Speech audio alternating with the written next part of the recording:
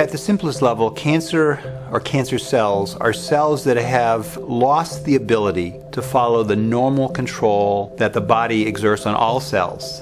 In our body, we have billions and billions of cells, and they have different functions. It's a very complicated process under incredibly phenomenal control. And if something goes wrong and that control is lost, and particular cells escape the normal control mechanisms, and they continue to grow, and they may spread, that's what we call cancer.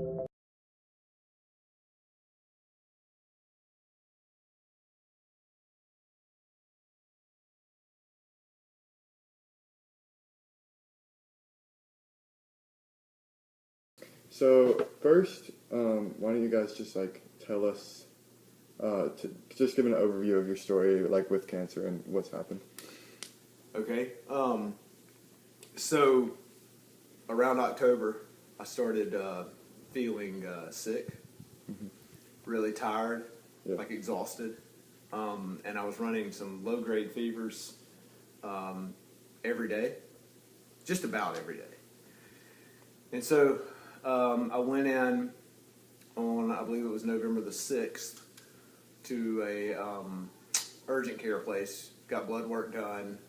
They called me a couple days later on the 8th and said, your hemoglobin, which is your red blood cell count, is really low, and you need to go either to the emergency room or come back here and let us rerun it. So I went back there, they reran it, they said it's correct, it's low.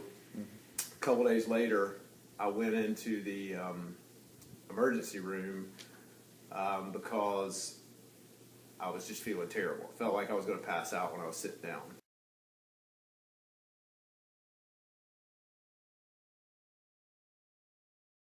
There are 4 stages of colon cancer. Colon cancer is defined as stage 1 if the cancer tissue is confined to the lining of the colon.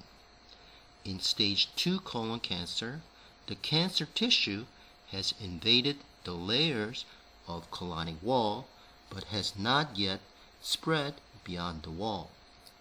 In stage 3 colon cancer, the cancer tissue has penetrated the entire thickness of the colonic wall and has spread to nearby lymph nodes. In stage 4 colon cancer, the cancer has spread to other organs such as the liver.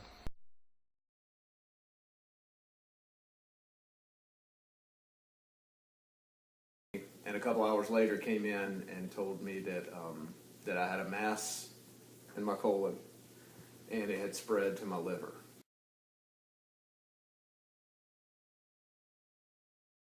And we have experienced really results that the doctor and nurses say are really nothing short of miraculous. Really, I mean, just amazing results. Because I believe that God's been healing me through some of the stuff we've been doing, right? Through the traditional medicine. Because of the research Jennifer's done, we've radically changed my diet. I'm on an all plant-based diet. I hadn't had a piece of meat in 3 months. Wow. Yeah, and so I'm on an all plant-based diet. I hadn't had processed sugar in 6 months. Candy or anything like that. And then I decided I was going to exercise. So much of battling cancer comes down to attitude, right? And what you how you determine you're going to face this thing, right? You can hole up and say, well, I have cancer and it's going to beat me. And it will if you do that. Or you can say, hey, what do we need to do to battle this thing? And so, and we can stay engaged in life, going to church, going out to eat with friends, instead of sitting around the house and feeling sorry for ourselves all the time. We decided we were going to stay engaged in life. So this one's more for you, Ms. Stevens. What was your initial reaction when you heard that he had cancer? I think everybody has very different responses, and I don't know. Mine is in maybe a little self-preservation mode. I don't have very emotional responses to Yeah. things like that. So I just took the news, and I think I fairly quickly went to what do we need to do, and how can I best help him. Mm-hmm. So and protect the boys and Yeah. aid them. So Yeah. I think probably the first thing that was hardest was that I had to come home and tell the boys that their daddy had cancer. Yeah.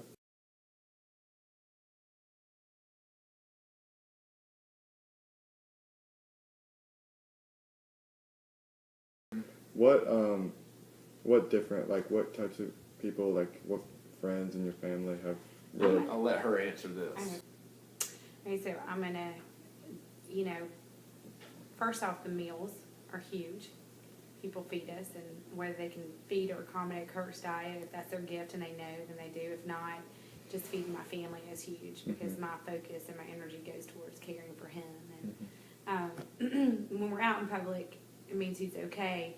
I like to say it's taken a village for us to be out in public, because that means somebody's fed us. And there's a group, and I don't know who they are even, but have generously gotten a maid into this house every other week to clean for me, because that's stuff I can't do.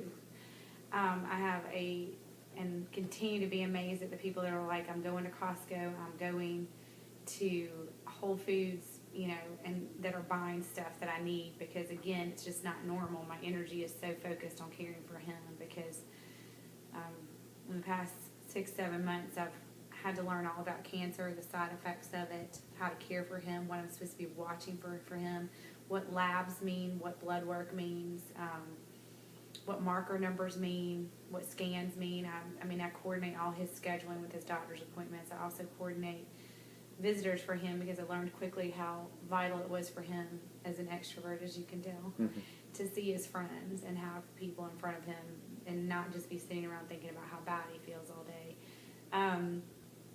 On top of stop dropping everything when he says, okay, let's walk, or let's do it, and I'm like, let's go. And keeping up with meds and prescriptions and just all of that. But I feel like there's 5 elements that you need to have that will help you fight cancer successfully. And that is, you've got to have good medical care, which we do. We're being treated at Winship Emory, and we've never been discouraged. Nobody ever told us, oh, you have a year to live, or they don't speak like that, like to any of their patients. Which is, you need a positive environment to heal in, and they create that there. But they're also honest. Yeah. Yeah, no. They're also honest. But they don't tell you the things you don't need to know. Right, I will that's say right, that. that's They right. don't. If you don't ask, then they're not going to tell you, and they're gonna pick out the encouraging nuggets, which is very important when you've been dealt the blow that we have with 3 little boys. Then goodness, I have a friend that's 40 and due any day now, who has managed to get my kids to school when I need to, and just the carpools of riding them. The Forsyth County Sharon Springs ballpark, just letting my boys get on baseball teams with coaches they know, so that the boys can maintain that. Piano teachers that have generously not mentioned when we haven't paid, and let my boys continue to show up for lessons and recitals when, it's all I can do to think about getting them there. Sometimes these details it's been amazing. This paper is about the rising cost of cancer drugs in the United States. The average price of new cancer drugs in the US is more than $100,000 a year. In 2000, this was only $5,000 to $10,000 a year. This high cost of cancer drugs and the continuing increase in cost places a huge financial burden on individual patients as well as the US society as a whole. More importantly, cancer drug costs in the United States are 50 to 100% more than other countries, including other developed countries, even though many of these drugs were developed by tax-funded resources.